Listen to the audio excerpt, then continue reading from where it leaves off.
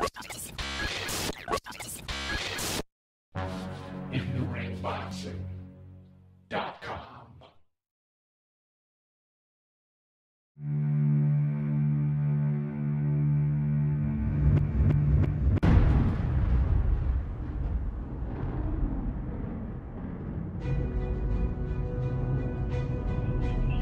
What's up, boxing fans? Thanks for tuning in to the InTheRingBoxing.com podcast show. We have on the line with us today junior middleweight DeAndre "The Bull" Lattimore. He joins us fresh off of his unanimous decision victory over Dennis Sharp last Saturday at Foxwoods. And DeAndre, thanks for coming on the show. Oh, thanks for having me on. I really appreciate it. No problem. So DeAndre, congratulations. It was a good performance. I was there covering the fights that night. It was a lot of good fights that night, especially the main event. But with respect to you, let's talk about your fight. How do you rate your performance? Oh, I rate my performance 10 out of 10. You know, I've been out of the ring for 9 months, and I just wanted to show HBO and the boxing fans that I can box, punch, brawl, do it all, you know. You did exactly that. It was a great performance, like I said. So, Champ, the latest press release stated that you're calling out Paul Williams, and that, you know, that if that fight happens, you said you're going to knock him out. Have you heard any response from Paul Williams or his team? No, not yet, you know, and no disrespect to Paul, you know, but I saw that they're looking for opponents. I want to fight the best in the division, you know. Everybody's always talking about they'll fight the best fighters, they'll fight anybody, and then, you know, come time to fight, nobody can seem to find an opponent, then they just throw anybody in there. Yep. You know, and then I had to settle with this person, that person. I'm willing to fight anybody, anywhere, anytime. I see Paul's got a fight in July. I'm willing to take that fight, and like I said, it would be a devastating knockout. DeAndre, in 2008, you get in there with Shakur Powell, stop him in 7 rounds, move on to lose a controversial split decision loss to Corey Spinks for the IBF strap. You rematch Powell, lose by majority decision. Meanwhile, Corey Spinks gets knocked out by Cornelius Bundridge.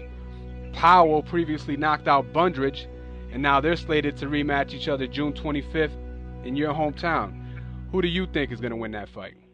I think Bundridge will take him, you know, just because Bundridge is a stronger fighter, and after I knocked the coup out, I took his heart from him, you know, and I think that's what it's going to be.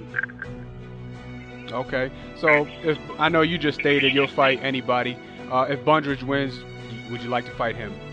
I fight Bundridge anywhere, anytime. Let's do it. All right. How would you see that fight playing out if you did have to get that fight? Oh, I knock him out too. All right. Well, DeAndre, what do you think about the other champs in the junior middleweight division? I know you just mentioned you think you can knock out Bundridge. Well, who do you?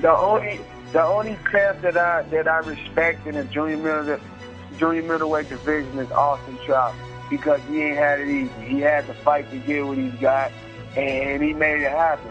You know, he wasn't one of those guys that get on the internet and talk this and now I'll fight anybody, anywhere, anytime. He was just up for the challenge and he fought. You know, Saul Alvarez, overrated bum. Yuri Foreman, Angulo, all overrated bums. K9, overrated bum. You know, and Sergey Disinzeric, overrated bum. All those cats are overrated, man. So I know, you know, I got your feelings in regards to what you think about these guys, but who do you think is the guy to go after in order for you to be considered number one, you know, in the division in the public side? Oh, I think the Paul Williams fight, I would be considered to be number one in the division. Okay. So after I knock out Paul, then I would consider to be number one in the division.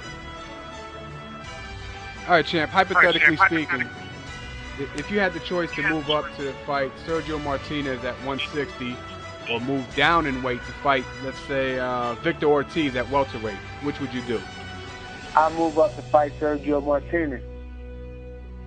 Okay. You know, and that's a fight that I'm looking forward to making happen here in the near future. You know, it's my time, and I'm about to break through, and I'm about to show the boxing world what I can really do.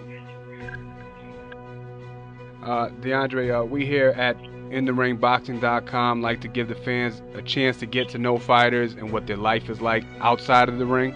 If you don't mind, can you tell the fans a little about yourself and how you got started in boxing? I mean, one day I just walked in the ring. I was about 8 years old, and I used to do a lot of fighting on the street. So I decided to go in the gym with a couple of my family members, and I liked what it was about, and I thought that I could fight without getting in trouble or fighting without being punished. So I made it happen, and I made it work for me. Okay, champ, before we let you go, can we get your predictions for Pacquiao versus Mosley? Oh, we all know it. We all know what's gonna happen. Pacquiao's gonna beat him. He may even stop him. Okay. But it's just the reality of the game. He's a hot commodity right now. All right, champ. Anything you want to say to your fans? I just want to tell the fans, 2011 is going to be a DeAndre Lattimore year in boxing, and just stick with me, and I'm about to make it happen real soon. All right, DeAndre, thanks for coming on the show.